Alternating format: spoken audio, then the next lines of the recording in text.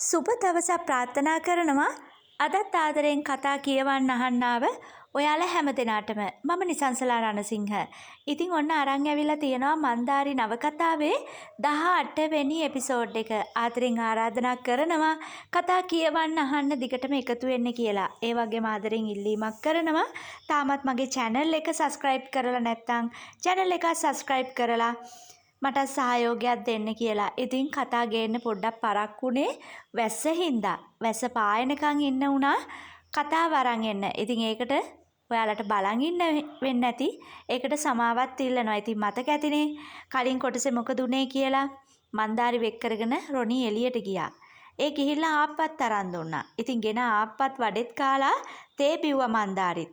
ඒ තේක බොන්න රොනි ආවේ නැහැ. කෝලිතත් යන්න ගියා.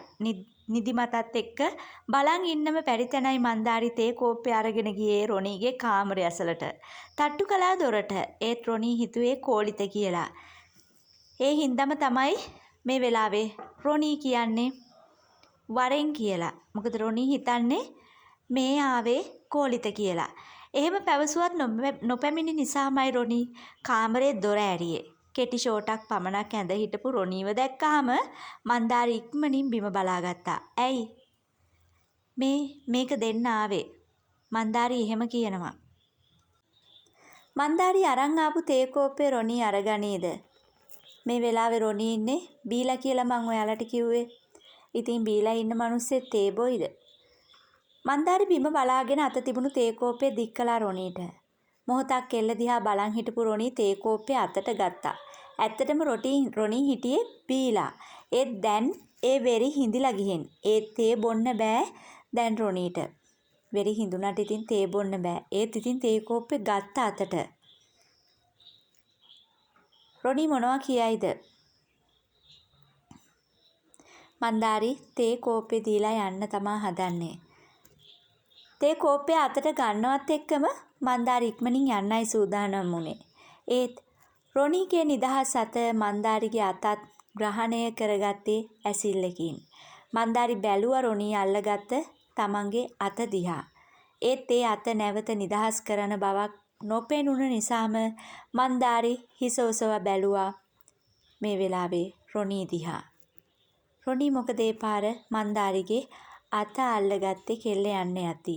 තේරුම් ගන්න බැරි වුණා මන්දාරිට ඒ මොහොතේ රොනීගේ බැල්ම. මොනවාම හෝ කියන්න උත්සාහ කරන බවක් ඒ ඇස්වල ගැබ් වෙලා තිබුණා. ඒක මන්දාරිට තේරුම් ගියා.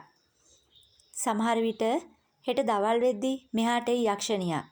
කාමරේටම වෙලා ඉන්න. එළියට එන්න එපා. දැන් ගිහින් නිදා ගන්න. රොනී එහෙම කියනවා මේ වෙලාවේ මන්දාරිට. ඉතින් මේ යක්ෂණිය කවුද? වෙන කවුරුත් නෙවෙයි. එන්නේ යන්නේ අංජලි. ඒ තමයි කෝලිතගේ ඇඟේ බලෙන් එල්ලෙන්න හදන කෙනා. රොනී එහෙම පැවසුවේ අතත් අල්ලගෙනමයි. මන්දාරි හිස සැලුවා. ඒ වගේම බැලුවා තමන්ගේ අත හිර වෙලා තියෙන රොනීගේ අත දිහා. ඒත් ඉතින් මන්දාරිට හිතන්නවත් ඉඩක් නොතියා රොනී අඩියක් ඇය වෙතට ලං වෙලා සියුම් හාදුවක් තැබුවා මන්දාරිගේ නළලත. ඇත්තටම රොනී ආදරය කරන්න පටන් අරන් තියෙනවා මන්දාරිට.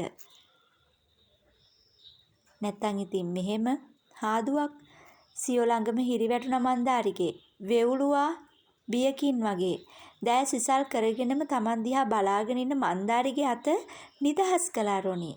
ලද අවසරෙන් මන්දාරි ඉක්මනින් දුවගෙන ගියේ තමන්ගේ කාමරයට. රොනී බලන් හිටියා පමණයි මන්දාරි යන දිහා. රොනී නතර කරේ නෑ ඇයව. ඇය යන දිහා බලන් හිටියා. ඇත්තටම මන්දාරි බියෙන් ගැහුණා රොනී කළ දේ නිසා. බිය වෙන එක සාධාරණයි. කොහොම හිතන්නද? මොනවා හිතන්නද? අල්ලා බැලුවා කෙල්ල තමන්ගේ නළලත ඇඳ අයිනෙම ඉඳගෙන ඒ කුඩා අතැඟිලි වෙවුලනවා. ඇත්තටම හිතට සැනසුමක් ගෙනාව මද වෙලාවක් නිවසෙන් පිටතට ගිය නිසා. ඒත් ඉතින් ආපහු මේ වෙච්ච දේ රොනී ඇත්තටම රොනී ඇයි එහෙම කරේ? ඒත් රොනීගේ මේ හැසිරීම ඇයත් මන්දාරිගේ හිතේ සැනසීම නැති කළා වගේ. යක්ෂයෙක් වගේ Tamanට ඔහු මුලින් සැලකුවේ. ඒත් දැන් හැසිරීම බොහොම වෙනස් වෙලා. ඒත් මේ වෙලාවේ කෝලිත යහනට වෙලා කල්පනාවකට වැටිලා ඉන්නවා. ඒ හෙට අංජලිගේ පැමිණීම නිසා. කෝලිත කැමති නෑ අංජලිට. මේ වතාවේ නම් හැබැයි මොන හරි දෙයක් ඔහු කරයි වගේ. කොයි තරම් Taman අකමැති වුවත් අංජලි Tamanගේ කරේ නගින්න එන්නේ බලෙන්. කොයි තරම් මේක තේරුම් කරලා දෙන්න ගියත් අංජලි තේරුම් ගන්නෑ. කෝලිත දන්නවා අංජලිට අවශ්‍ය බලයත් ධනයත් පමණක් බව. අංජලි කියන්නේ කෝලිතගේ පියාගේ මිතුරෙකුගේ දියණියක්. ඉන්නේ ඉංග්ලන්ඩ් වල. පවුල පිටින් පදිංචි එහෙ.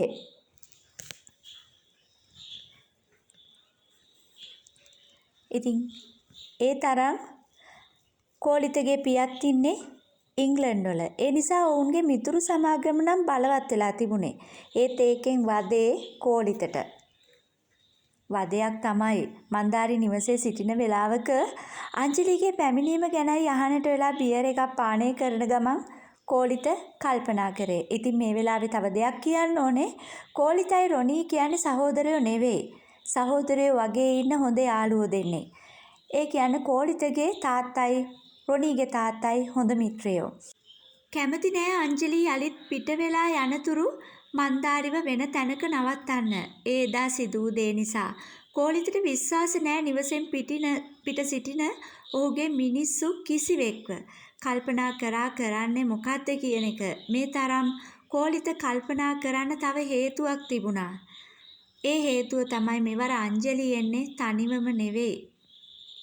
අංජලි එන්නේ ඇයගේ මිතුරන් කීප දෙනෙක් එක්ක. ඉතින් ඒ එන බව කෝලිතට දන්වලයි තිබුණේ.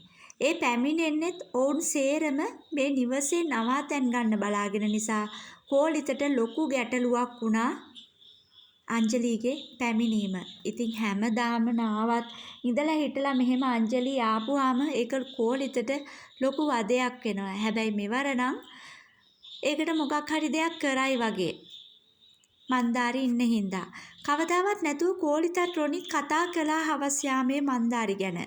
ඒ අවස්ථාවේ කෝලිතගේ හිතේ මන්දාරි ගැන ඇති පැහැදීමක් රොනීට දැනුණා. කෝලිතගේ මුවින් මන්දාරිගේ නම 100 වතාවකට වඩා කියවුණු බව රොනීට මතක තිබුණා. ඒ නිසායි රොනී බීමතින් නිවසට පැමිණියේ. කෝලිත මන්දාරිගේ නම කියන හැම වතාවකම රොනී කලේ මත්පැන් පානය කර එක. ඒකයි ඔහු අද බීමතින් ඉන්නේ. රොනීට අවශ්‍ය වුණා මන්දාරි එක්ක කතා කරන්න. ඒත් ඒ මොනවද කියන්න රොනීට තේරුමක් තිබුණේ නැහැ. මන්දාරිවත් රැගෙන මුහුදු වෙරළ අසලට මේ රෑ ගියේ ඒ නිසයි රොනී. ඒත් මන්දාරි අසලදී රොනී ගොළු වුණා. මොනවා කියන්නද කියලා රොනී කල්පනා කරා.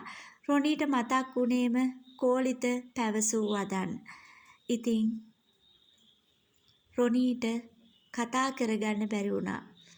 දන්නේ ඉතින් මැරකම් විතරයිනේ.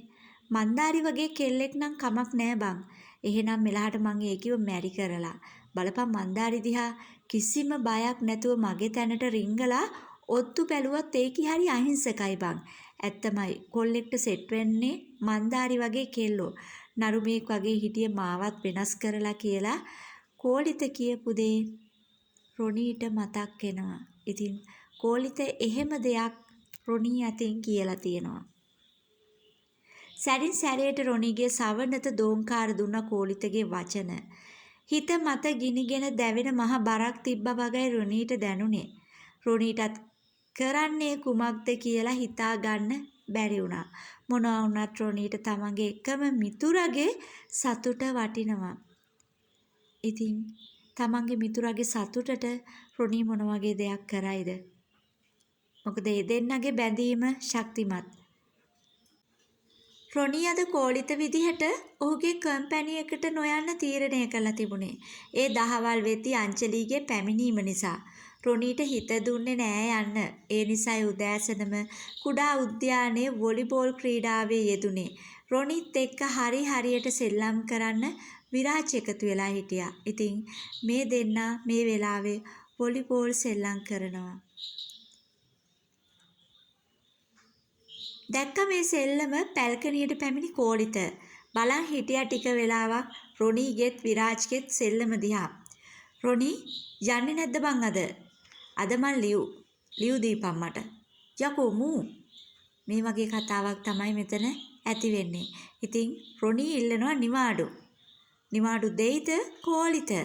මොකද කෝලිතටත් ඕනේ කොහොම හරි ඔහුගේ කම්පැනි එක ගැන තීරණයක් ගන්න.